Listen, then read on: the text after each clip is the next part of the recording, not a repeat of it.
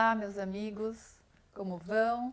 Meu nome é Tiziane Machado, eu sou advogada, ativista da causa animal e hoje eu estou com um convidado ilustre, o nosso querido Frank Alarcon, biólogo pela Unicamp, PhD em bioética e ética aplicada, coordenador da Cruelty Free International no Brasil e membro fundador e biólogo do Instituto Luiza Mel. Frank, muito obrigada pelo convite, por estar aqui hoje com a gente, inaugurando esse nosso canal.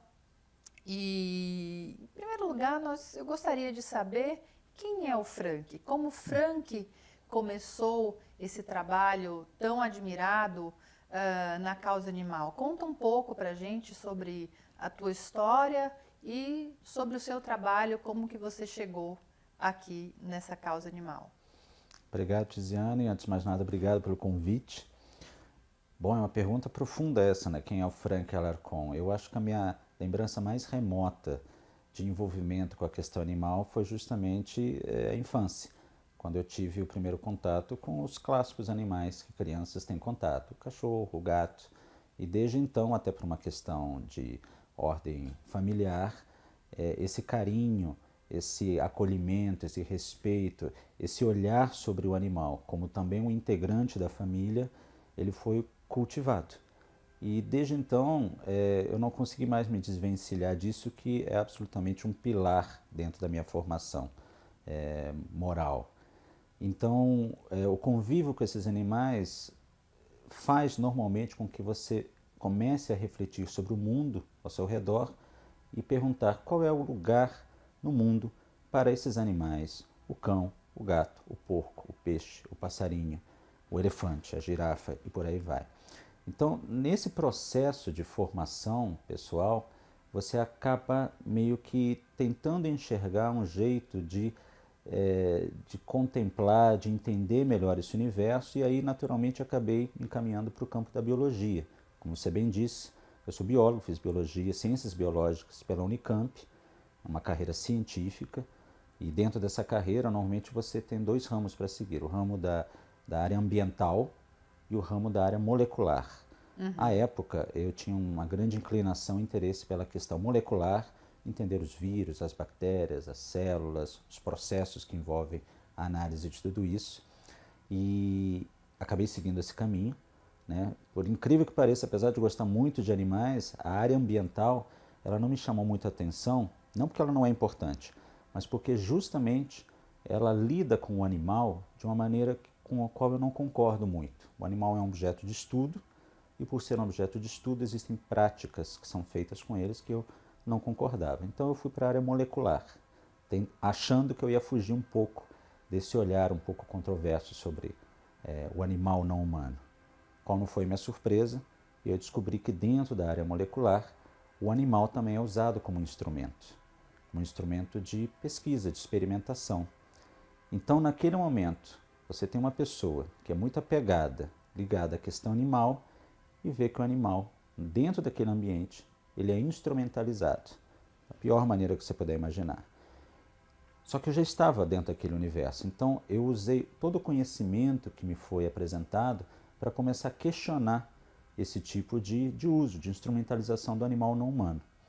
Então eu segui a carreira científica, depois eu fui fazer mestrado na USP, em físico-química, sempre me afastando dessa questão do uso do animal, me interessando cada vez mais em como se fazia ciência sem animais, ou quão errado é fazer ciência com animais, ainda mais quando o olhar, o interesse, o objetivo é descobrir algo relativo à biologia humana.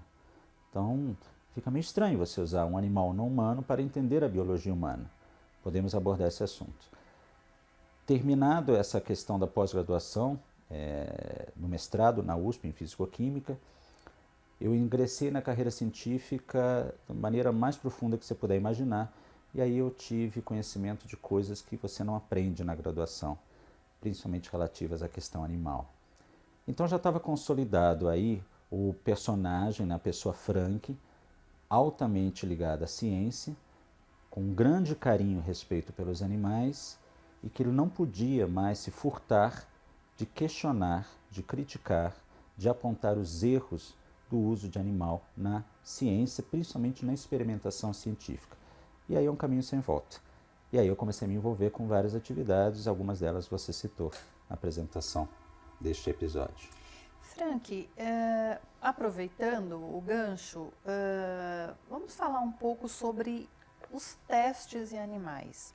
Você, como representante, como coordenador da Cruelty Free International, que é uma entidade internacional de muita relevância, em que a bandeira, o carro-chefe, digamos, né, principal, é justamente uma luta mundial contra os testes.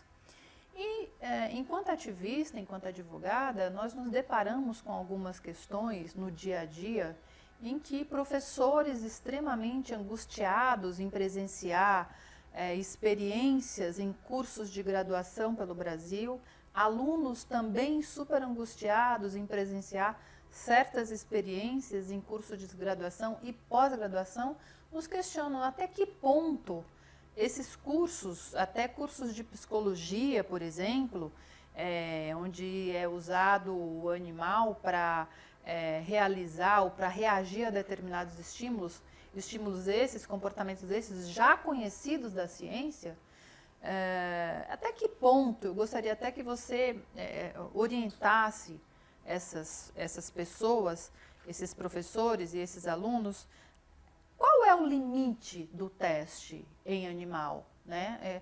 Por favor, fale sobre isso de uma forma bem didática para que as pessoas possam compreender, você como cientista, e o que essas pessoas também podem fazer, a quem que elas se devem dirigir para que denunciem ou levem a conhecimento da autoridade para que esses testes não se realizem.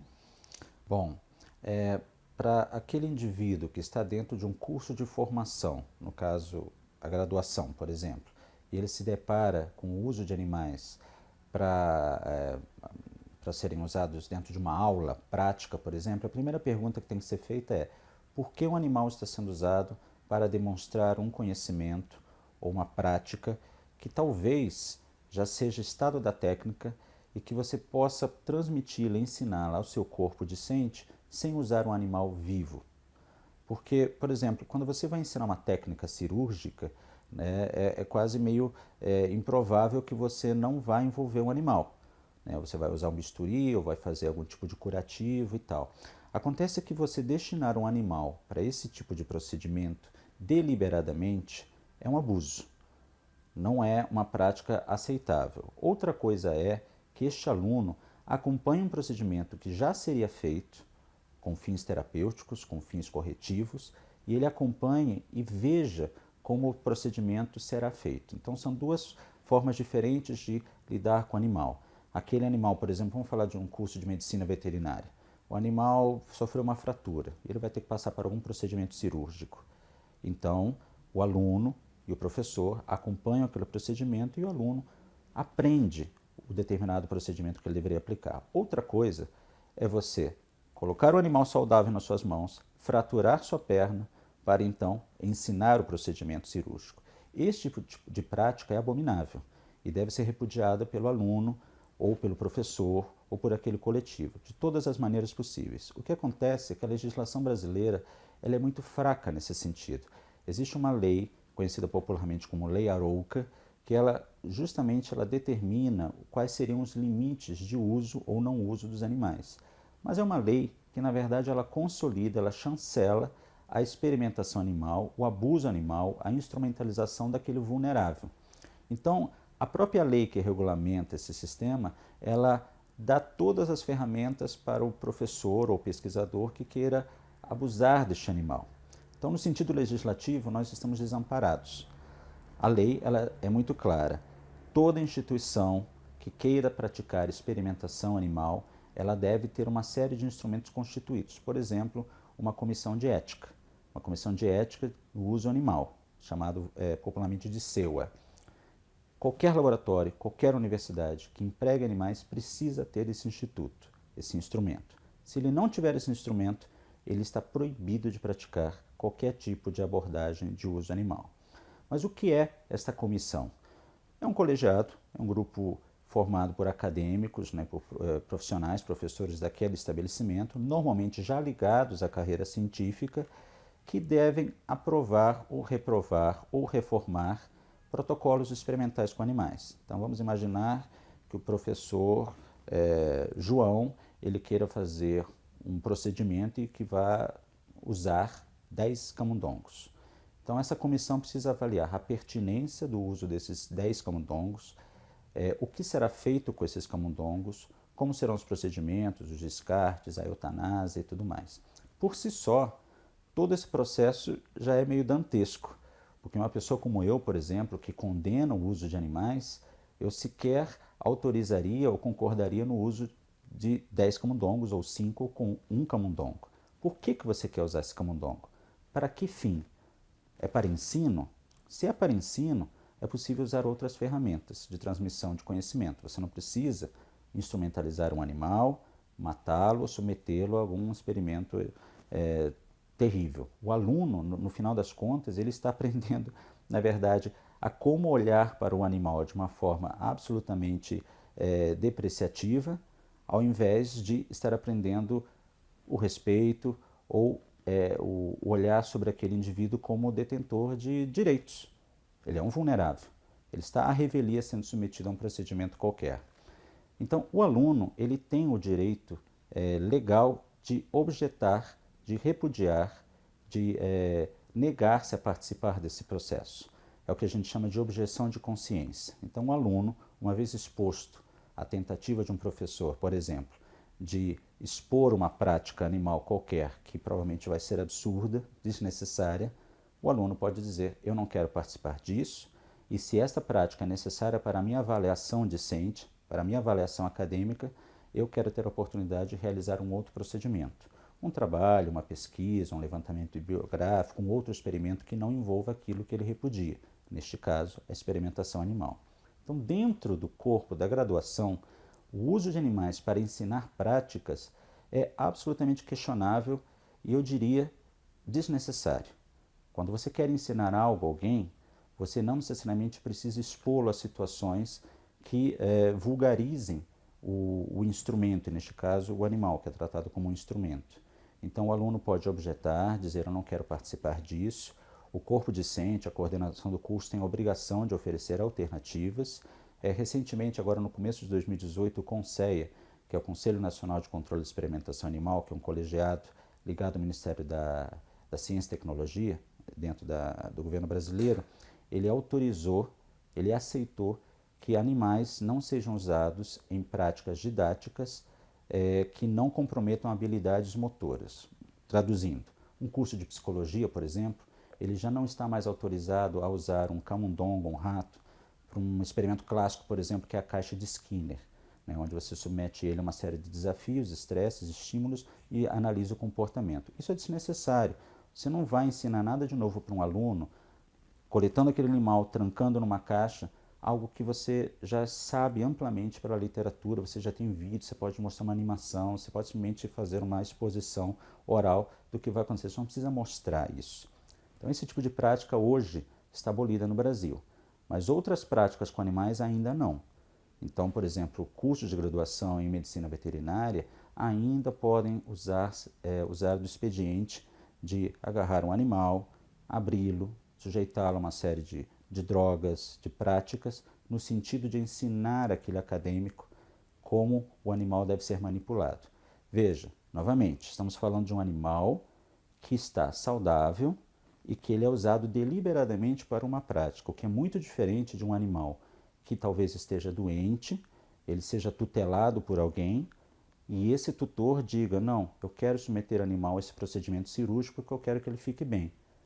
E aí o aluno, o docente, aquele coletivo poderia participar daquele procedimento, aprender a prática que se quer ensinar, mas visando sempre o quê? O bem do animal. O animal não humano, naquele caso, ele deve ser o detentor principal de qualquer prática ou decisão, visando sempre seu bem-estar, sua melhora ou, no pior dos casos, o alívio do seu sofrimento. Agora, sujeitar um animal deliberadamente para ensinar uma prática no qual ele vai sofrer ou no qual ele vai ser exposto a estímulos, Isso é eticamente controverso, eticamente errado, eu diria, nem sequer controverso, é muito errado. E do ponto de vista prático, do ponto de vista acadêmico, científico, é inútil. Você acaba não transferindo o conhecimento de forma efetiva para aquele acadêmico. Os animais também são muito usados, por exemplo, em cursos de medicina, o que é mais absurdo ainda, porque a medicina ela tem como foco a terapêutica sobre um animal, que é um animal Homo sapiens, nós, né, os animais humanos. E aí você expõe aqueles alunos a uma cirurgia com um cachorro, com um porco, no sentido de dizer, quando você for operar um ser humano, é isto que você deve fazer. Só que isso é diferente, um porco não é um cachorro não é um cavalo não é um ser humano. O aluno vai aprender efetivamente como manipular aquele ser humano quando ele for fazer residência, quando ele for atender o paciente. É ali que ele vai efetivamente aprender a dominar a sua coordenação motora, a usar os instrumentos, e não nos 20 porcos, 100 porcos ou 10 cães que ele tem eventualmente aberto durante um curso de graduação. Então, dentro da graduação, os animais eles não deveriam ser utilizados de forma alguma. E na pós-graduação, os animais normalmente são usados para fins de pesquisa. E aí, novamente, devemos nos perguntar que tipo de pesquisa é essa? O que visa-se entender com esta pesquisa? Será que o uso desse animal ele realmente vai responder às perguntas que temos? E, principalmente, será que é justo, será que é correto você submeter um vulnerável à revelia, a um conjunto de procedimentos que no final vão lhe causar dor, ou sofrimento, ou desconforto, mal-estar, indignidade e, finalmente, a morte? Será que a ciência, será que o conhecimento deve se valer justamente desse tipo de ignorância ou de desprezo ao outro, no caso o animal não humano, para adquirir conhecimento? É isso que nós queremos enquanto sociedade? O conhecimento deve ser perseguido a todo custo. Então, eu pessoalmente, como uma pessoa que trabalha há muito tempo dentro da causa animal, eu entendo que os animais eles não devem ser usados nem como instrumento didático, nem como instrumento investigativo, porque cada um desses animais é um indivíduo. E se nós não permitimos ou não toleramos que isso seja praticado com um ser humano, um organismo da nossa espécie, por que deveríamos tolerar isso com o organismo de uma outra espécie? Isso demonstra claramente um desprezo, um preconceito que nós temos com aqueles que não são pertencentes ao nosso grupo biológico, os Homo sapiens. Então, tanto na prática didática como na prática experimental de pesquisa, eu repudio veementemente o uso de animais. Agora, lamentavelmente, o sistema está desenhado no sentido oposto. A legislação, ela protege o experimentador, ela protege o comerciante que vende esses animais, que vende os insumos desses animais. A pesquisa toda ela é feita no sentido de perpetuar esse tipo de prática. E os alunos, sejam eles em nível de graduação ou de pós-graduação, eles se sentem coibidos muitas vezes para denunciar ou repudiar isso. Porque na medida em que eles repudiam, denunciam, apontam o dedo, o conjunto de oportunidades profissionais que eles têm começam a se fechar. Imagine só, um mestrando, ele verifica um tipo de pesquisa, ele não concorda que aqueles animais sejam usados de uma maneira ou de outra, e ele quer denunciar o seu orientador ou chefe do departamento. Suas portas profissionais começam a se fechar. Ele não vai conseguir ganhar uma bolsa, ele não vai conseguir emitir um relatório, e a gente sabe o grau de penúria em que os alunos em formação vivem. Eles vivem normalmente num sistema absolutamente informal. E às vezes esse aluno ele aspira a ocupar um espaço dentro daquele ambiente universitário. Então muitas vezes ele tem que abaixar a cabeça, ignorar, né, não se indispor com seus superiores, e o sistema vai se perpetuando. Então, eu pessoalmente conheço muita gente que vivencia a experimentação animal de uma maneira cruel, horrível, gostaria de não fazê-lo, mas aí chega, reflete e diz: se eu denunciar, todas as minhas possibilidades de carreira morrem aqui. E a pessoa já fez todo o investimento de anos estudando, títulos, provas, e ela acaba se entregando ao sistema e o sistema se perpetua.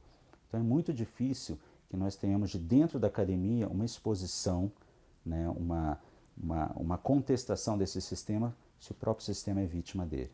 Uhum. Então não é um sistema muito bonito, não é um cenário muito agradável. Você acha que a solução seria pelo Poder Legislativo alterar essa lei Arouca, colocando dispositivos e de que forma nós poderíamos, sei lá, de alguma forma redigir um anteprojeto de lei para encaminhar para os nossos representantes no Congresso Nacional.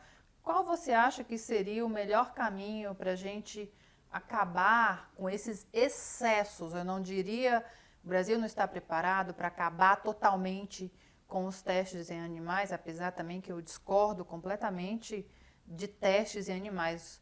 Como você mesmo já disse, nós não somos ratazanas gigantes, nós somos seres humanos e nosso organismo é bem diferente do organismo dos animais. Então não faz sentido testes em animais para qualquer fim. Mas, considerando que no nosso contexto nós ainda não estamos preparados para abolir completamente os testes em animais, qual seria a solução, na sua opinião, para coibir os excessos do uso de animais em experimentos em universidades ou em outros ambientes? É muito difícil que nós consigamos imaginar um aparato de fiscalização que consiga entrar nos laboratórios e dizer isto está certo, isto está errado. Na medida que um fiscal imaginário ele entrasse num laboratório, num departamento de pesquisa e visse animais engaiolados, ele vai perguntar quantos animais, de que espécie, para que esses animais tenham engaiolados, o que eles serão usados. E aí o pesquisador, a autoridade máxima, ela vai elencar uma série de razões científicas, tecnicamente complexas, e o fiscal, se ele não tiver a mesma qualificação que ele, vai dizer, você falou bonito, você falou difícil, deve ser importante. Você disse que vai curar o câncer, né, na espécie humana. Então, quem sou eu para atrasar esse tipo de desenvolvimento científico?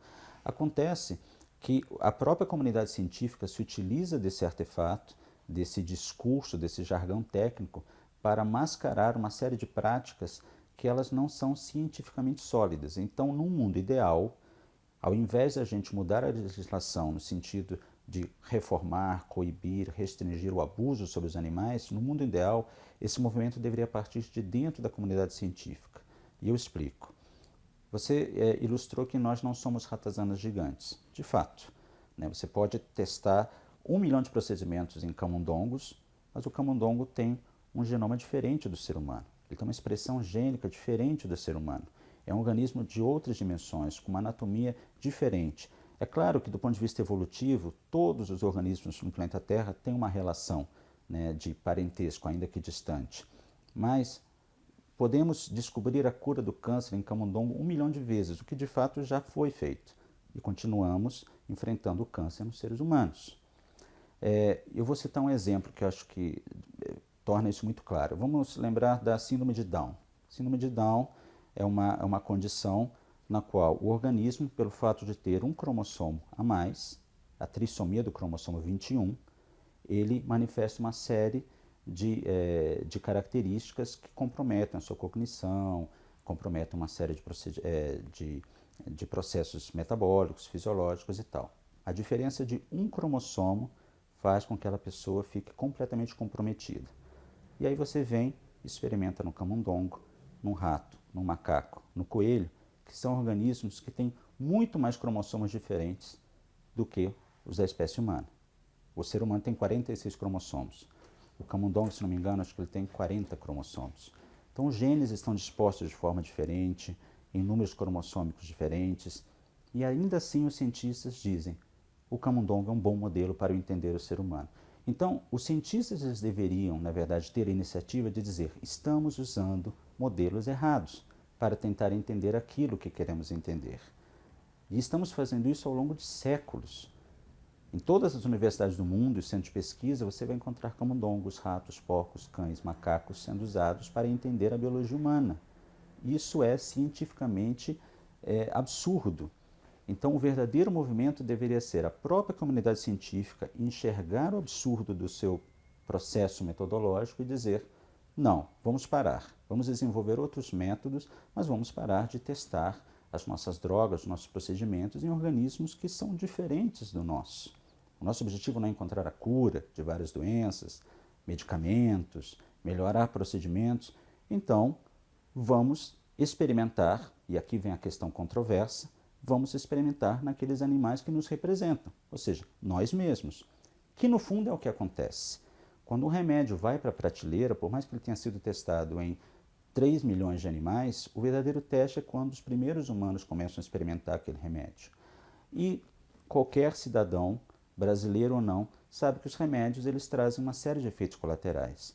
Uma aspirina, por exemplo, ela pode surtir um efeito maravilhoso em mim, mas não em você. E nós somos a mesma espécie. Como é isso?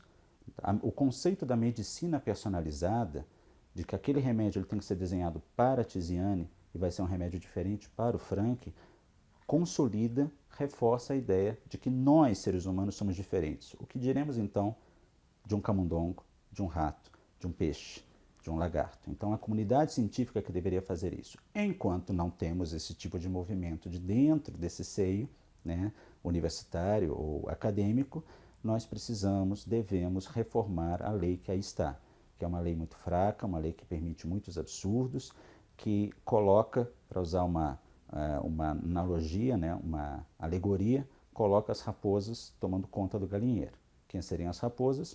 Aqueles interessados em perpetuar o uso do animal, no caso os cientistas. Nós colocamos os cientistas para dizer o que pode e o que não pode ser feito com os animais. É óbvio que eles dirão, vamos continuar usando os animais, só que em vez de usar 10, vamos usar 8. Então, esse tipo de reforma não nos satisfaz. Nós, enquanto cidadãos, ou inclusive como cientistas, devemos reformar a lei, trabalhar no legislativo no sentido de dizer isso está errado, isso não é mais permitido. Não conseguiremos abolir isso a curto prazo, mas se nós conseguirmos colocar um questionamento sólido sobre a pertinência científica e, obviamente, ética, aí sim podemos avançar um pouco. E assim vamos, pouquinho em pouquinho. Perfeito.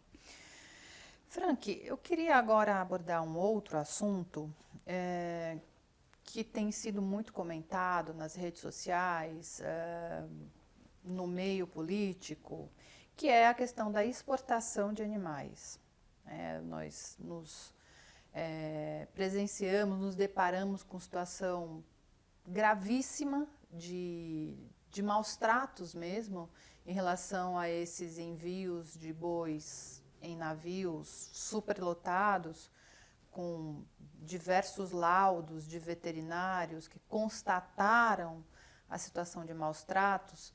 Há uns anos atrás nós tivemos uma embarcação que foi à deriva no Pará, onde vários animais morreram de forma dramática. Então, eu queria até que você nos atualizasse e nos informasse em que pé está essa questão da exportação dos animais. Você acha que o judiciário de fato vai proibir? E quanto ao legislativo, você acha que o legislativo vai proibir também através de projeto de lei? Como é que está esse movimento de observação e, consequentemente, de proibição em relação à exportação de animais vivos do Brasil? Tá. A situação a que você se refere, que é a exportação de carga viva, ou vulgarmente qualificada como a exportação de boi em pé, é um processo que ele está acontecendo no Brasil desde 2013. Acontece que a sociedade agora, em função de uma série de acontecimentos, tomou ciência disso, mas desde 2013 se exporta boi em pé para países principalmente do Oriente Médio. Por uma questão religiosa, por uma questão de cultura, países dessa região do mundo elas têm interesse em comprar o animal vivo do Brasil, porque esse animal vai ser submetido a todo um processo ritualístico de abate.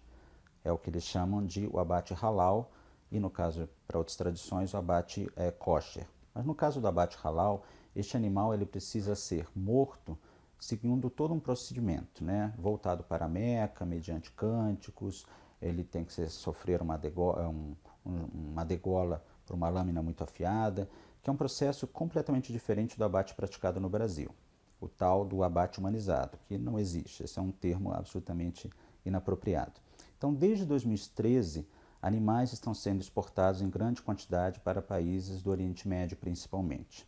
Recentemente, o Porto de Santos, do estado de São Paulo, ele retomou as atividades de exportação de animais vivos, depois de décadas da qual ele não participava disso, não fazia isso.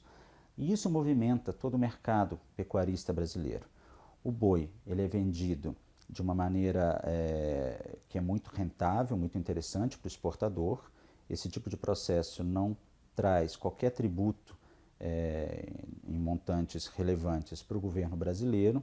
Você cria toda uma relação diplomática com aqueles outros países e abre todo um nicho de mercado, e os animais são amontoados de qualquer maneira dentro de um navio e enfrentam viagem de no mínimo 15 dias em alto mar. Como eles são amontoados em grande quantidade, eles ficam sujeitos a uma série de situações que são de uma indignidade que você não consegue imaginar. Imagine um navio com 27 mil animais defecando o dia inteiro, urinando o dia inteiro, em alto mar, sujeito àquelas oscilações, em ambientes exíguos, temperatura elevada, umidade comprometida, um animal fica doente, aquela doença se alastra rapidamente por todo o barco, e aqueles 27 mil animais vigiados, inspecionados por 2 veterinários. Imagine só 2 veterinários inspecionando 27 mil animais trancados dentro de um navio cargueiro. Tudo isso porque o exportador ele quer ter o máximo lucro possível na venda daquele animal. E aquele que compra tem muito interesse em comprar um animal barato. Nessa história, o animal é a última coisa que importa. E aqui é importante mencionar o seguinte: de que animal estamos falando? Há pouco eu falava do macaco, do camundongo, do rato, do porco, que é usado na experimentação científica. São animais ocultos, vamos dizer assim. Os animais de produção, os frangos, as galinhas, os porcos, os bois, as vacas, também são animais que são invisíveis para a sociedade. A sociedade ignora que aqueles animais também são indivíduos, logo dotados de uma complexidade cognitiva muito ímpar, muito singular. Eles têm uma visão de mundo, eles têm interesses, eles têm sentimentos, eles sentem dor, sentem prazer, sentem alegria, sentem desconforto. No entanto, esses animais são tratados como coisas, amontoadas num navio e exportados. Bom, qual é a situação hoje no cenário brasileiro da exportação de animais vivos? A questão de... Estamos no meio praticamente de 2018. No começo do ano de 2018, uma coalizão de várias entidades de proteção animal entrou com uma ação civil pública pedindo justamente a interdição, a proibição da exportação de animais vivos por via marítima com origem no Brasil. Essa ação civil pública ela chegou às mãos da Justiça Federal. A Justiça Federal permitiu o acesso ao navio para inspeção desses animais. O quadro de maus tratos foi amplamente verificado e documentado. Todo esse conjunto de informações foi usado para subsidiar a proibição do juiz federal, proibindo a exportação de qualquer animal vivo por via marítima tendo origem no Brasil. Só que essa decisão, obviamente, ela foi de encontro com os interesses dos pecuaristas, que têm uma força política, eles fazem um lobby muito forte dentro do governo brasileiro. O próprio ministro da Agricultura, Pecuária e Abastecimento, o senhor Blairo Maggi, ele tem um interesse gigantesco de que esse tipo de comércio se perpetue e continue, afinal ele traz muitos dividendos para os pecuaristas e não para o país. E ainda que trouxesse para o país, seria absurdo. Então o que eles fizeram? Usando da sua influência política, eles, através da Advocacia Geral da União, contestaram essa decisão da Justiça Federal e suspenderam esta suspensão. Suspenderam a proibição de exportação de animais vivos via marítima tendo origem no Brasil. Veja só que surpreendente, a decisão do juiz federal da 25ª Vara de São Paulo, ele emitiu sua decisão numa sexta-feira. No sábado e no domingo subsequentes, essa decisão foi derrubada. Então veja, é um judiciário que trabalhou durante um fim de semana para derrubar uma decisão federal. Portanto, hoje nós temos um judiciário, infelizmente, que é refém de atuações e pressões políticas. Nós estamos falando aqui de grandes interesses governamentais, de um ministério intercedendo de forma a perpetuar esse tipo de prática horrenda. A atual situação hoje é que tudo isso está sendo contestado em âmbito de Ministério Público, de procuradorias regionais, inclusive a Procuradoria-Geral da República, que ela tem uma leitura de que esses animais estão sendo submetidos a um conjunto de práticas absolutamente indignas, gerando problemas sanitários, ambientais, econômicos inclusive, sem falar no óbvio, que é a questão ética, que está sendo ferida de toda e qualquer forma que você possa imaginar, e eles estão tomando um posicionamento no sentido de dizer, isto está errado. E temos agora claramente um jogo político, onde existe uma parte de empresários interessados em perpetuar isso e um pequeno segmento do judiciário dizendo isto está errado. Quem vai vencer? Vai vencer aquele que tiver mais força. E neste momento a sociedade civil ela tem um papel fundamental no sentido de pressionar o judiciário, o legislativo, o executivo, dizendo nós, enquanto cidadãos, não concordamos com esse tipo de prática. Isso é abusivo, isso é cruel, isso é desnecessário. Cada um argumentará por vários motivos, por várias agendas, pela questão ética, sanitária, ambiental, econômica, mas é importante que a sociedade civil entre como ator nesse processo e exerça pressão sobre todos esses elementos desse jogo, porque do ponto de vista político, provavelmente vai vencer o interesse econômico.